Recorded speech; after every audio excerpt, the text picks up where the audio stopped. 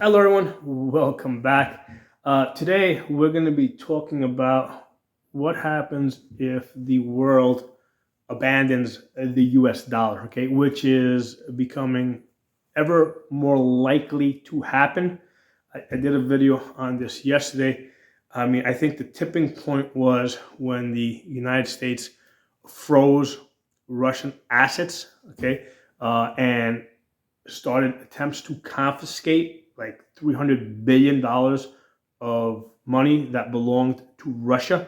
And the rest of the world was looking at it and saying, wait a second, how can you just like unilaterally decide that you're going to take their money? And problem is, the United States is very used to doing that type of things. Okay, if they don't like you, they can trump up some phony charges, convict you in a kangaroo court, and basically just go into your bank accounts and take whatever you got. Okay, so the United States has become very comfortable with doing that type of thing, and they did it to Russia, and the rest of the world looked at that and they said, "Wait a second, if they can do that to a big country on Russia, imagine what they can do to us. I mean, they could take all of our money in a heartbeat, and probably nobody else around the world would probably even notice." Okay, so there's been a renewed push around the world, renewed interest around the world to get away from, to stop using the US dollars. Now, the US dollars are basically an international currency. A large percentage, a very large percentage of business transactions that happen around the world, they happen in US dollars, okay? And they go through the SWIFT payment system, which again, the United States controls. So they control the dollars and they basically control the plumbing, right? The plumbing lines over which those US dollars move back and forth. So this thing that happened in Russia was kind of like a wake-up call, and an alternative to the G7 nations, right, to that club, is the BRICS, which actually goes all the way back to 1995. It's more of like a club, right, where there's two sides of it. Like there's two ways that BRICS works. They on the one hand try to work through like work with the G7 nations, with the with the current system, basically to try and make changes that benefit its member nations. And the other way that they work is they try to replace it. Okay, so this year Russia, I think they are chairing, okay, BRICS, which obviously Russia has a big interest in coming up with some other payment system and some other monetary system that the United States does not control. Now, I did a video on this yesterday on this BRICS. The original members of this are Brazil, Russia, India, China, South America. No, South Africa. Okay, I screwed that up yesterday. South Africa. Okay, they're the original members of this, but I think there's up to like 40 countries that are either part of it or trying to be part of it. And they recently, even France tried to get in on this and they rejected France. But they're trying, BRICS is trying to come up with an alternative monetary system. And Russia is chairing it this year. So yeah, now that's going to be our big incentive to get away from US dollars. So what we're going to be talking about in this video is like, what happens if they succeed, okay? Because remember, there's more US dollars outside the United States than inside of the United States, okay? So what happens is if all of a sudden all these US dollars around the world are worthless, right? Well, what are people going to do with it? They're going to send it back to the United States, like, here's your worthless money, which basically the United States is then going to get flooded with US dollars, which is going to make, the way we see it is we see it as inflation, which is going to probably turn into like rapid inflation and then eventually like hyperinflation. So how is this going to work out? What are some possibilities? Now, I've mentioned this before. My background is accounting. Okay, I did accounting for many years. I was a controller. I was a chief financial officer for an import-export company for several years. So I have a background in accounting, which kind of allows me to kind of wrap my head around this, because there's no economics book that you can open up that's going to really explain this stuff to you.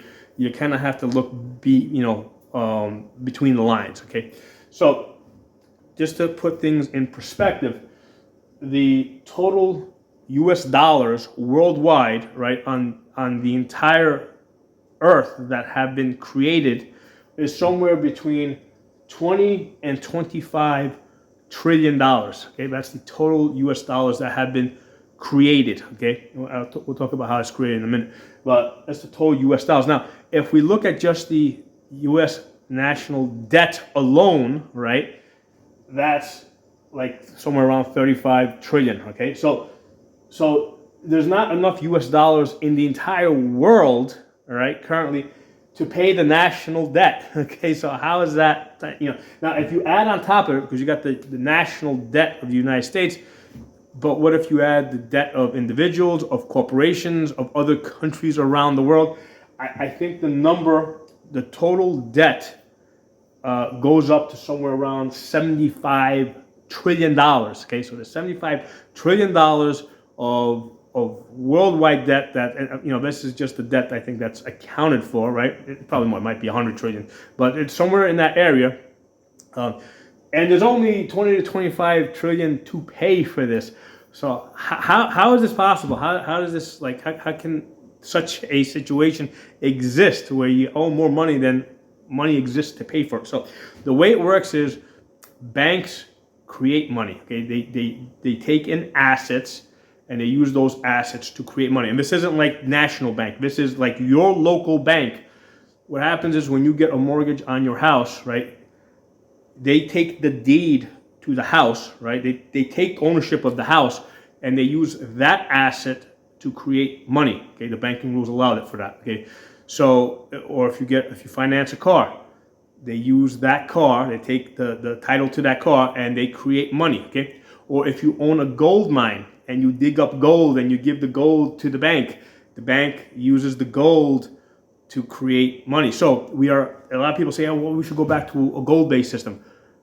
We are, right? We're basically on an asset-based system. I mean, if you don't want to put up a house, you can put up gold if you want. The problem is that most people don't have a gold mine to go mine gold and give that to the bank to create money. Okay, most people have access to cars and houses. That's what they usually use to create money. So the problem with the gold-based system is the people that control the gold mines would have a lot of control of that monetary system. So the idea that they came up with was, rather than have the gold mine owners control the monetary system, let's have all the people, be able to create money by putting up their assets. Okay, that's the idea, and the truth is that it is a brilliant idea that kind of scales to to a growing economy. Okay, if left alone without government intervention and government abuse, it would be a beautiful system that works really good. Okay,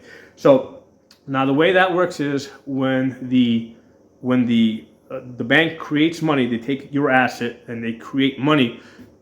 They don't create the interest. So if you, let's say, get a mortgage for $200,000 on a house, right, with the interest, you're going to end up having to pay the bank back $300,000. Okay, so the bank never created that extra $100,000. So you borrow $200,000, right? The bank creates $200,000. Okay, but you owe $300,000. So where's that extra $100,000? Now this is across the entire economy. Okay, everybody's doing this. So at all times there's more debt than there's money to pay it. So it's a Ponzi scheme. Okay, the way the system works is the current generation of borrowers depends on the next generation of borrowers to come in and create more money, so that the interest will exist so that they can pay back their full debt. And then that generation of borrowers depends on the next generation of borrowers, and the system is allowed to grow like that slowly. Okay, and everything's kind of like in balance. It doesn't look like it's like if it wasn't for the fact that we're in the trillions of dollars now. Nobody nobody outside of bankers, right? Not even accountants, right? Nobody outside of bankers would know how this system really works. But the number trillion is so big, okay, that a trillion seconds is 31,000 years, right? So a million seconds, 7 days.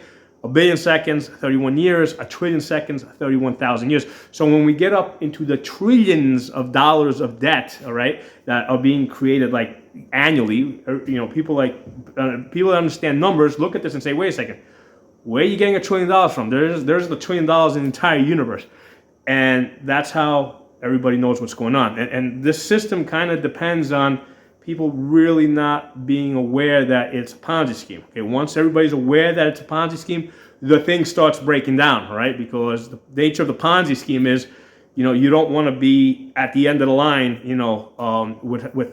because remember, if you're on the Ponzi scheme, you got to bring in somebody else to basically, you got to bring in extra people to keep the system going. But if you're like the last guy in, and there's nobody else coming in after you, I mean, you're in deep shit. Okay, you're gonna lose everything.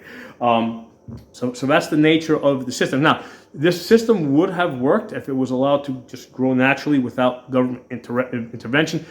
The problem with the system is that the U.S. government, they don't put up real assets to create money like we do, right? We got to put up cars and houses and whatever.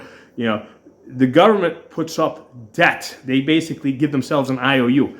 And because they don't have to put up assets, they're able to create an unlimited amount of money, okay? So when the government, like up until the point that they got into the trillions, when they were like back in the early 80s, when the national debt was like 500 billion, 700 billion, and I'm kind of I have a vague recollection of those numbers.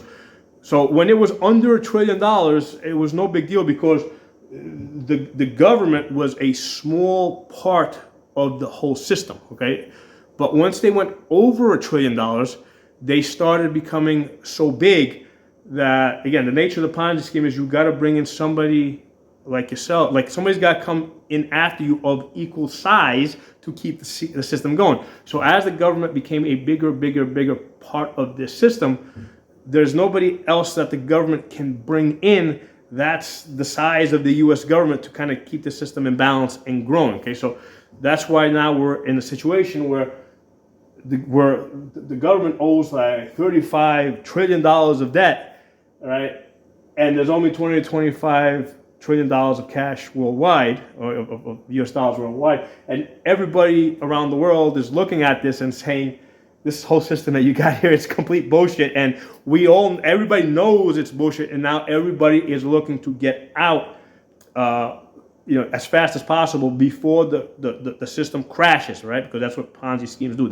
They crash in on themselves. Okay, so everybody's looking to get out of this system, and now this is a priority of the BRICS the BRICS nations or member nations, and they are growing because the G7 countries, their total GDP, right, gross domestic product, is like 30% of the world. Well, the BRICS member nations, they are now 32%. So BRICS is actually the BRICS member nations are bigger than the G7 member nations. Okay, so it's becoming more and more likely that the U.S. financial system, the U.S. dollar, is going to crash, because people around the world have become very aware that's a Ponzi scheme, and also a large number of nations have made it a priority to get away from the U.S. dollar. Okay, they're making that a priority, and again, the tipping point was the colossal mistake that Biden Democrats made. First of all, in provoking, because I think they provoked this war between Russia and Ukraine, because they thought that they were going to basically destroy Russia, right, or bankrupt Russia, and they didn't realize that Russia, they just made a deal with other people, with other countries like India, China, Pakistan, Brazil, South Africa. it made deals with them, right? And all the oil that it was going to be, let's say, selling to Europe, it's now selling to China. Okay, so Russia hasn't lost anything. Okay, they in fact, as far as I can tell, economically, Russia is in the best position that it has ever been. Like even when it was the Soviet Union. Okay, they are like in the best financial position right now than they have ever been. So this Biden Democrats plan has blown up in their face. And what's happening, the reality of it is that the United States has coming out of this provoked war weaker than it has ever been, and the prospects going further, going forward, are that as the world moves away from the U.S. dollar, the United States is going to become the weakest that it has been probably since the early 1900s. Okay, that's where I think we're going at. Okay, so here's the thing: the United States, its most powerful weapon is not the nuclear submarines and the missiles, and the most powerful weapon of the United States since the end of World War II is the U.S. dollar. Okay, that's what they got the whole world on the U.S. dollar. They use that to basically manipulate the whole world. They use that to tax the rest of the world, because what happens is when the United States prints up money, right? What it's doing is it's basically diluting the existing money.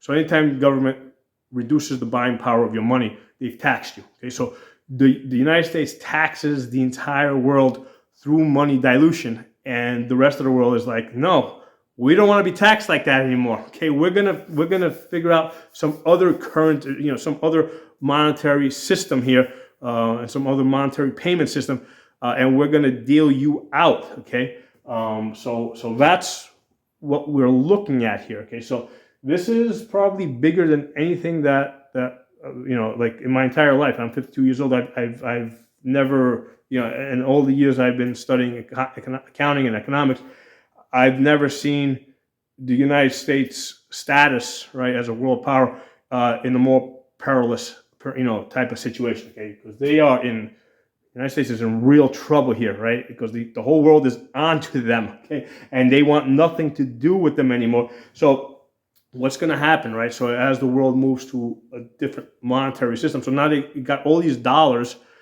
that are just floating around out there. That nobody wants. So what happens with things that nobody wants? They lose value, and what's going to happen is those dollars are going to end up coming back into the United States. So now you've got trillions of dollars coming back into the United States, and yeah, you're talking about like hyperinflation, like you never seen before. Okay, so that's the situation that we're looking at as the world moves away from the U.S. dollar. You got the U.S. dollars are still out there, right? And now what about this? Because the thing that, let's step back for a second. Why does money have any value? Okay, and this is this is how money is designed. So even some other alternative system would probably run along the same lines. The reason why money has value is because at any given time, there's you owe more money than money exists. Okay, so that's the foundation of the money system. That's why money has value, not because so much it's backed by assets, but because the money that everybody has to pay back is more than the amount of money exists. So it's kind of like trying to chase a carrot on a stick. You're never going to catch that carrot, so you're continually running forward, and the system is designed that way to keep people working. All right, that's how they keep everybody working 9 to 5. 5 days a week, 6 days a week in some cases, 7 days a week. Because everybody is chasing after that carrot. So the system here is they want to get you on debt, because the nature of debt is that because there's not enough money in existence, it's very hard to pay it back. All right, so that means that they've got you on a hook for working nonstop to pay back something that you really can't pay back. Okay. Now, again, the way that it can ultimately be paid back is when more people come into the system and you get money from them, so you can actually pay back. But when you get to the national, because remember, the last guy in, right, or the biggest player, there's no way they can possibly pay this. So in this case, it's the United States government. Okay, the United States is like the last guy in now because they've made themselves such a big part of this system. Okay, where they, the national debt, let's say, is up to 35 trillion, and there's only 20 to 25 trillion worldwide. So they can't possibly pay back. And I mean, even like right now, like all the taxes they collect, that doesn't even add up enough to pay back the interest on this anymore. Okay, and then you factor in the Social Security that they have to pay. The United States is like if you look at the numbers, right, get rid of the zeros, just look at the first digits. There's no way that the United States can possibly pay its defense budget, pay Social Security, and pay even the interest on this, right? They are bankrupt. Okay, so what happens? Okay, this is what's going to, the world is moving away from it. What's happened? What's going to happen? What do we have to look forward to here? Okay, so the dollar is going to devalue. Okay, so what options does the United States have? Okay, so now we're looking at the options. Okay, well, one thing they can do is they can just shut out the rest of the world. Okay, they say, hey, you know what? All those dollars that are out there, they're staying out there. They're not coming back into the United States.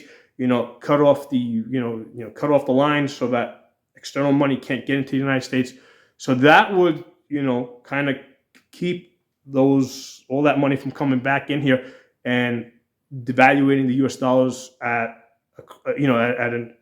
almost like an exponential rate. So that's one option. Okay. Now the other option is to try and buy it back. Okay. So what do you mean by buy it back? Okay. So you got all this money out there externally that's going to be losing value. So the United States is going to, like, how you buy it back? Well, you basically have to offer some services. Okay. So what services does the United States have? What do they have? What's their main asset other than what their main asset was their monetary system? That's no longer a thing.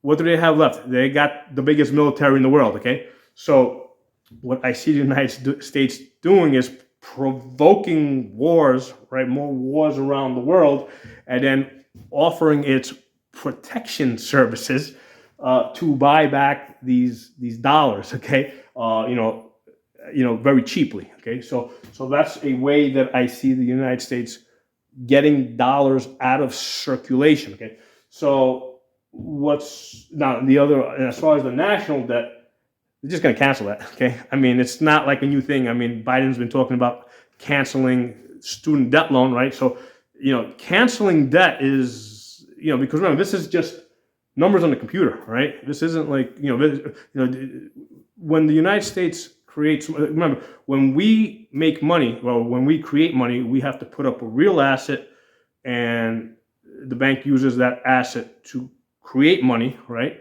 And I explained how they create the principal, not the interest. But when the government creates money, they're not putting up any assets. So what's happening is they're just printing up this money. Essentially, they're diluting the money, which is the same as like you pull out a dollar bill and you split it in half and you say, hey, now I got $2 bills. Okay, so that's what they're doing. They are, that's what they've been doing with this national debt. So by canceling the national debt, I mean, they may not do it all at once. They might do it in pieces, right? What they're doing is they're taking the money, right, that's been diluted, and they're putting it back together, and they're saying, well, now we have, that's all it is. I mean, that's, so it is, I mean, there's no reason why they couldn't just cancel the national debt. The only reason why this national debt number exists is to try and give some credibility to the system, okay? And at this point, it has no credibility. So there's no difference if they keep running this 35 trillion, run it up to 100 trillion, 200 trillion, a trillion. It doesn't make a difference. It's just, it's just a number in a computer that, it just keeps compounding. So at the point where everybody realizes that this $1 trillion national debt, it doesn't mean anything. It will never be paid back. It's just a number in the computer. I mean, it makes no difference if you just cancel it. Okay, so they will cancel it. They might try to come up with some fancy names and try to come up with some fancy economics and accounting terms to try and make it sound legitimate. They're just canceling it because it's not a real thing to begin with. It was never actually debt. It was money dilution. They took the money, the existing money, and they just took a dollar and they split in half, and then whatever parts were left, they split those in half again, and over and over and over again. And one of the things I tell people is if you look at a shovel from the year 1900 that moves 5 pounds of dirt. The value of that shovel, right? Let's say back then it cost 25 cents. I don't know, I'm just making up a number. Let's say it cost 25 cents, right? The value of that shovel in 1900 is not 25 cents. The value of that shovel is that it moves 5 pounds of dirt, okay? If we look at same shovel, right? Same wooden handle shovel made out of iron in 2024, okay? And let's say it costs $30 now, okay? It moves 5 pounds of dirt. What's the value of the shovel? It's not $30. It's not $25. It's not 25 cents. The value of the shovel is that it moves 5 pounds of dirt. Okay, every time you scoop it.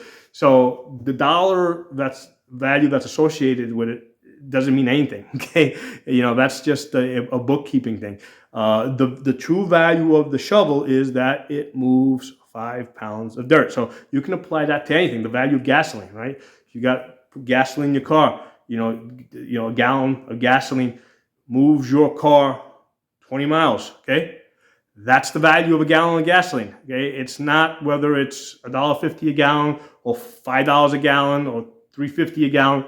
The value of a gallon of gasoline is that it moves a car, 20 miles.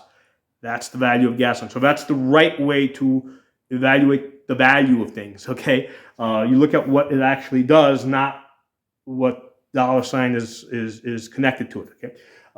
So yeah, that's in fact, if we look at a barter system, is a really good way to understand import export, right?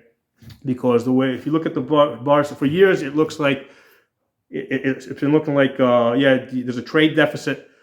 There's more dollars going out of the United States versus dollars coming into the United States. Let's say from China, but get the dollars out of the equation, right? Okay. Look at it as a barter system. Okay. Do you want more valuable things going out of the country, or do you want more valuable things coming into the country? Okay. So the answer to that is you want more valuable things coming into the country, and nobody gives a shit about this bullshit money that they that they keep creating on the computer. Is there more value going out, or is there more value going in? Okay. So in an ideal type of trading situation, okay, you want to be importing valuable things, right? Let's say, like manufactured stuff, right? And exporting things that, like, say, like wheat or something that you have in excess. Okay, so that's a good deal, right? Now, if that's how you want to set up your trade deal. So you need to look beyond the dollar signs that are associated with it, okay? Because the dollar signs and the monetary valuation is something that can be manipulated, okay? So that's how I evaluate trade, okay? Is there more valuable things going out or valuable things coming in? Because I definitely want more valuable things coming in. And I'm pretty sure that China's kind of looking at the situation the same thing and saying, wait a second, what are we getting versus what are we giving? It seems like what they want is technology. Okay? That's what they value. They want technology. They want to be able to get technology and be able to copy it and reproduce it. So that's what they consider valuable. Okay, and the United States seems like they're exporting technology, which once the Chinese get, they copy. So they're actually, when the United States exports technology, they're losing on that deal, okay? Because once the Chinese learn how to copy that technology, they don't need to buy it from you anymore, okay? It makes a lot more sense for the United States to sell stuff like wheat, which, let's say, or corn, all right, stuff that maybe Chinese can't grow by themselves or for whatever reason, or can't grow enough of, okay? And they have to keep coming back to you for more. Okay, so that seems like a much better trade deal. Okay, so anyway, went off on a little bit of a challenge there, right? So yes, canceling the national debt. Yeah, definitely. I mean, that's a they're gonna make it sound like it's a big deal, but I mean, Biden wanted to try and cancel the student debt without even going through Congress. So Yeah, I mean, canceling 35 trillion of what? Binaries on the computer, it's not a big deal. Okay. Now, the result of this, right? Because here's the thing: you've got the result of this is that you got this money, right? Let's go past the dollars now. Let's look at so you got this money in the United States, okay, and it's losing value. How do you make it get value? Okay, because you need to have a monetary system so people can trade. Okay, I mean, bartering can only go so far because I might want something from you, right? But you don't, I might want something from you, but I don't have anything to give you that you want. Okay, so you need a monetary system. So this is something I realized back in I think in 94, 95, there was a recession over then. So leading up to that recession, we had a very hot economy. And then, what I noticed is that like pays, right, salaries were going up, right? And then we had this recession, and what happened is a lot of companies laid off people, and it's not like those people never went back to work. What companies did is they did an employee swap, right? The people from this company went to work, this company laid off this people, this company laid off this people, these people went to work for this company, these people went to work for that company at, let's say, a 20%, pay decrease, okay? So a recession is essentially a reset, right? People lose their jobs, they're willing to accept less money, all right? So, a